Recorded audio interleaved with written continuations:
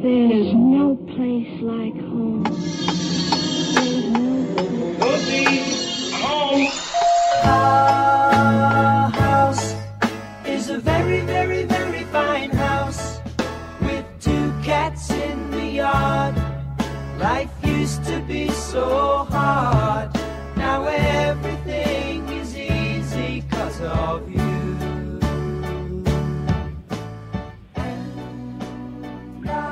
Well, hi there, and welcome to Home Wizards, where we love to help improve your home and improve your life. I'm Cindy Dole. Hey, I'm Eric Stromer. How you doing, Eric?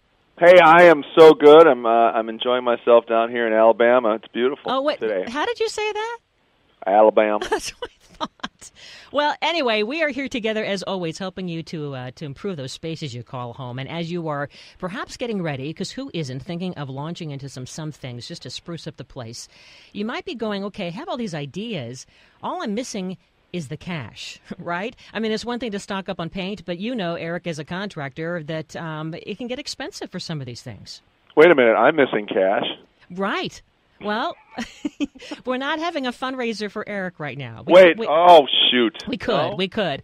But we thought we would talk about some of the pitfalls of the things that are out there. I mean, do you go with a credit card? Do you go with some of these Home Depot Lowe's cards? Do you go, with a line of credit? A home improvement loan? What is it that's out there that's going to make sense? And with us are a couple of financial planners who are going to be smart with us, because it's one thing to improve your investment, and it's another thing to dig too deeply into your investments and your retirement, and now all of a sudden you have no cash left over.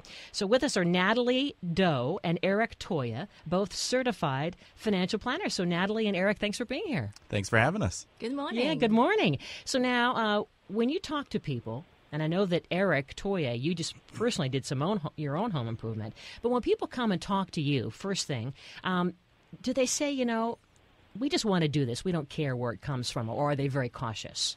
Well, it kind of varies. I mean, people as with I think their home improvement projects and their own personal budgets, people have a variety of attitudes towards money and how much they're willing to spend. There's a lot of options that people can have, and we can walk people through those options.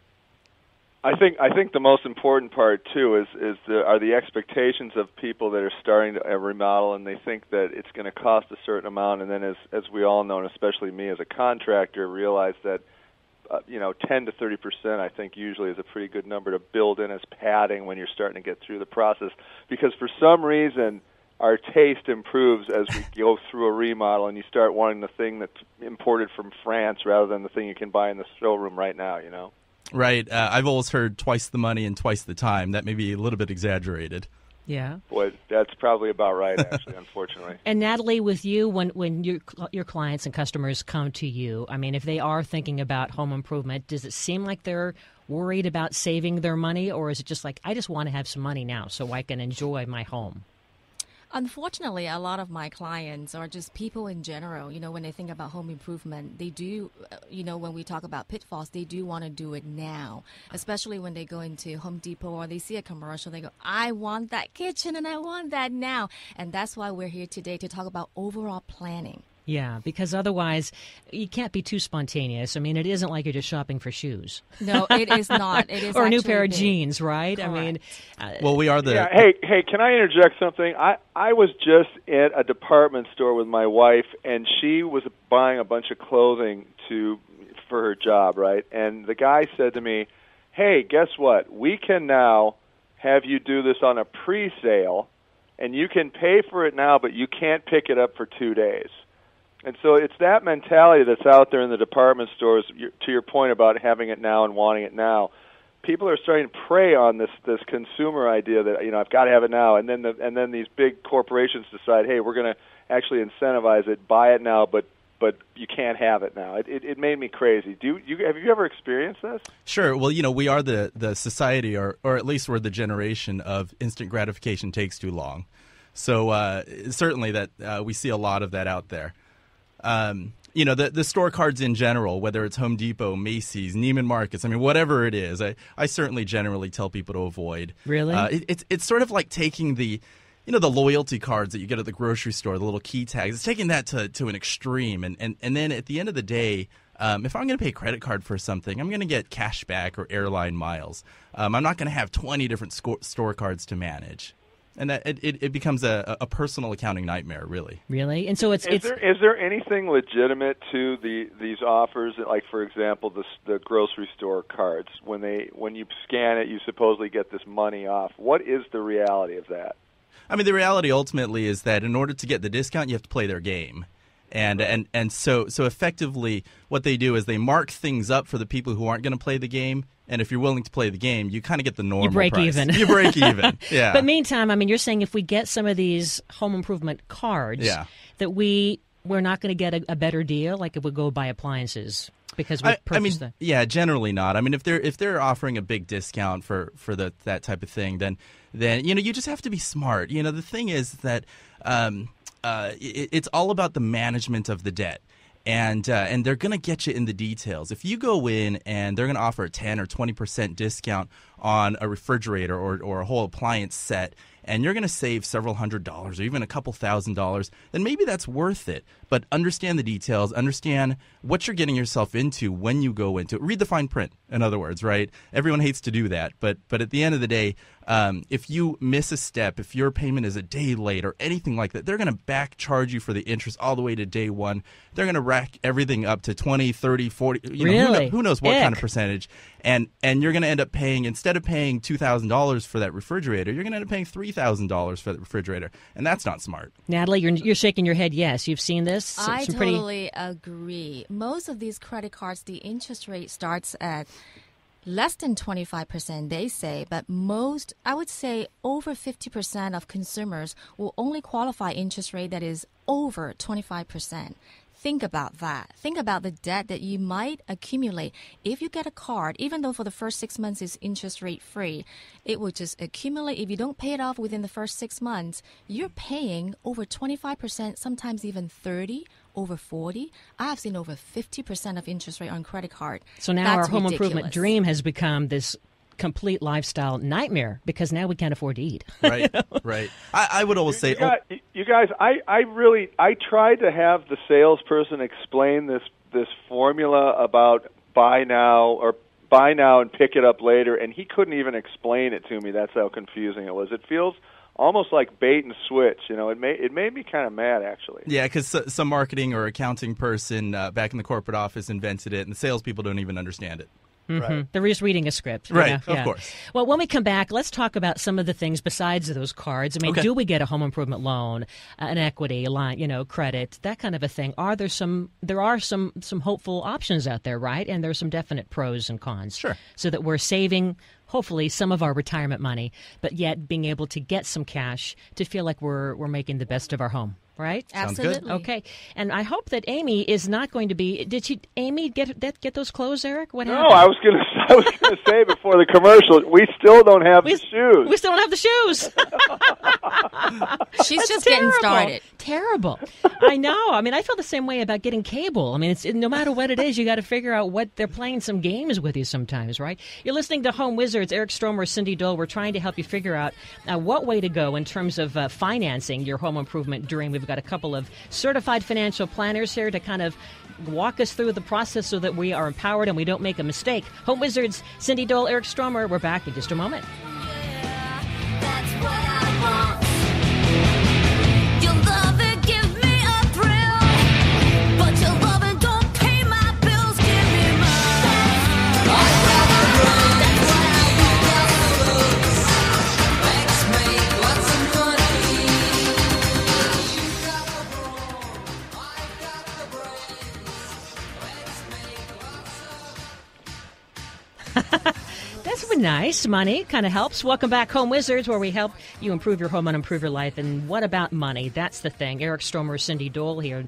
Eric, I know you've seen a lot of your clients where they've run out of cash, right? I mean, they're in the middle of... They sure have. And I tell you, I would really like you guys, if you could, to just move in with me and just come with me to the grocery store and the department store. to make decisions. With me Yeah, are Natalie Doe and Eric Toya, and the reason why we want to cuddle up with them is that they are all-knowing certified financial planners, and they just have this aura of calm about them. So Eric and Natalie, thanks for being here. You guys do seem so calm. You're not stressed. It's Saturday morning. How stressed can we be? Well, the moral of the story is when you have a plan, you are calm. Absolutely. Right? Absolutely. Yeah, and you have peace of mind. And I can just see it on your faces. You probably have always been very frugal and very smart, even as a kid, right? Well, I wouldn't say always, but... No? Even as a kid, like in high school, you weren't reckless. You were always saving money. I was always trying. Yeah? I do like shopping. Well, we do too, right? But you plan it out. Retail therapy. But let's talk about, in terms of, before we get into the different options to come up with cash, what would you see as a good value for home improvement right now, Eric? Well, the thing that people have to keep in mind, and I think you really have to be honest with yourself about what you're taking on in the home improvement project. Most home improvement projects aren't going to increase the value of your property by a greater amount than what you're actually going to spend. And so when you really think about that, I mean, just don't fool yourself into thinking, well, this is going to be some great investment, right? You're spending money to improve your lifestyle. That's really what you're doing. And a lot of people go into this saying, well, what's going to improve my property the most? Is it going to be external paint, a new kitchen, new hardwood floors? And I kind of liken it to when I was a kid, I used to collect comic books. And I used to go to the comic book store and ask the owner, what's going to go up the most? What's going to be really valuable? And this is how a future financial planner collects comic books, by the way. And the comic book store owner said to me one day, look, kid, just buy the things you like, because if it goes up in value, that's fine. If it doesn't, at least you enjoy reading them. And I see that as the same way with home improvement. If you're not going to sell it right away, then who cares how it's going to affect the value? Do the things that you're going to enjoy. Mm-hmm. Okay. So let's... Boy, that's actually really good advice, because I think oftentimes consumers and clients really do, to your point, say, well, we're justifying spending this $80,000 because the kitchen is always the best thing to do. So they just, blindly go out and start spending the money like it is going to all of a sudden have this instant return, and money will fall out of the sky to pay for the entire project. So to your point, I think it's a great call to really just do it for lifestyle reasons. Well, all right, so let's say we're doing it for us. What Okay. about this home equity line of credit thing? Natalie, Eric, good idea? If you have equity, yes. Yeah, okay. That's most of the problems these days is, do you have equity in your home? Shop around. Shop around for a home. There are out there home equity line of credits that do not have closing costs, do not have annual fees. You just need to shop around. But the main thing is to look at the overall financial picture. Why am I doing this home improvement today? Why? And how does that fit into my overall financial plan? I think that's what certified financial planners comes in and help you and remind you why you're doing the things that you want to do. Mm-hmm. And if we were to get the line of credit, is April 15th important? Well, I suppose the interest might be tax deductible. Of course, consult with your tax professional. But yeah, a home equity line of credit might be tax deductible, and that is what, if you are going to borrow money for a project, that's probably one of the more attractive ways to do it. Versus credit cards, right, Eric? Certainly. So credit cards is your least favorite idea? Well, if you're paying it off every month, but then that's not really borrowing money, right? That's just a tool to pay. If you do pay for interest for a credit card, it is not tax deductible. There's no tax advantage to using credit card whatsoever. Mm-hmm. What about a home equity loan? So a home equity loan is an interesting thing. So if you're going to borrow more than the value of your property, which I don't recommend, but if you're going to, a home equity loan is actually the way to do it. Because there's laws, and the tax law basically says that if you're going to borrow more than the value of the home, it's no longer secured by the house, and so some of that interest is not deductible. However, your first mortgage, even if it becomes greater than the value of your house, as is the case for a lot of people, unfortunately, nowadays, that's still tax deductible, because that's what the IRS calls acquisition indebtedness. You're indebted for the purpose of acquiring your home. If you take out a home equity loan and use it to substantially improve the value of the property, even if that goes, the total balance of the debts go above the value of the home, that is still considered acquisition indebtedness, and it is still tax deductible. Okay. And those loans have higher interest rates, right? They might. Yeah. I mean, the home equity line of credit will probably have a lower rate because the variable rates are usually going to be lower, at least in the short term. They could go up. A home equity loan is a fixed rate, so it's going to be a little bit higher, but nowadays rates are all pretty low. Mm-hmm. And what are some great ways to save? Because it just sounds to me like you're messing with trouble. Yeah. Once you start dipping into any of these loan possibilities. So what are some of the best ways that we could tell folks to start saving, for example, for a $30,000 to $50,000 kitchen remodel? A lot of it just depends on what your personal budget looks like. As a general recommendation, I think the total cost of your housing shouldn't exceed more than 30% of your household budget. Not more than 30% of actually your household gross income is kind of the guidelines, which is fairly generous. I would tell most people to try and keep it under 25, actually. But the general guidelines say 30%. And if your if your total housing expense is under that 30, say it's at 20, 25%, then one of the ways that you can approach it is take that extra amount, take that extra 10 or 5% of your household budget and save that money and make that your slush fund for a future home improvement project. You mean don't buy shoes? So let's talk. Eric, he just told me not to buy shoes. No, I know, exactly. Can you just round it to, like, say you're earning $100,000 a year? Yeah. So give me a number example. So $100,000 a year means $30,000 in your total housing cost. Now, what that means is your mortgage, your homeowner's dues, your property taxes, your upkeep. And so you have to consider all of those as part of your housing costs. So if all of that comes out to, say, $20,000, then you've got an extra $10,000 in your budget that you should be saving and, not going to shoes. How about a 401k or, the IRA? That's kind of a bad thing, isn't it, to raid your 401k to improve your home? You mean to dip into it? You mean to dip into To dip your into it, to raid 401k? it, yeah, to take some cash out of it. No? Isn't that a bad idea? I think it's a terrible idea. Yeah. Yeah. Yeah, Natalie? It is a terrible idea because then you have to pay taxes on the amount that you're taking out before you reach 59 and a half. Yeah. So the best way to do this is what? I guess obviously save money. Save.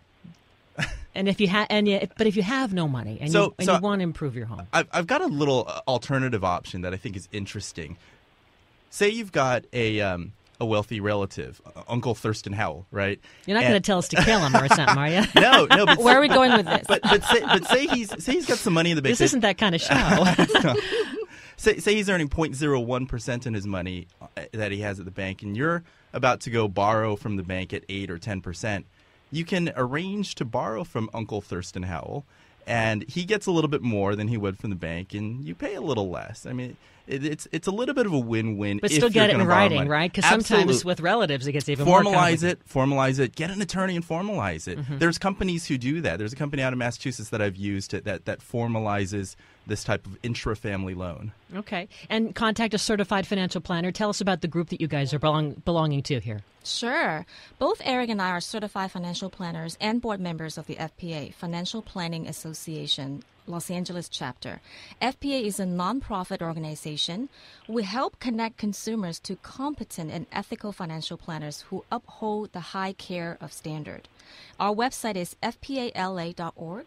It provides great tools and resources from how to find a financial planner to financial calculators, checklists, worksheets, Social Security predictor, you name it, financial keys. We have them all on the website. You guys like the numbers. So That's please check it out, fpala.org. Thank you very much. Hey, Natalie. by the way, I'm asking you both to marry me right now. Natalie and Eric, appreciate your help, and we're going to have you back, okay? Sounds great. Coming up next, we're going to head outside. Yeah, we're going to talk about that higher ground as in ground covers. Eric Stromer, Cindy Dole, Home Wizards, here on KFWB News Talk 980.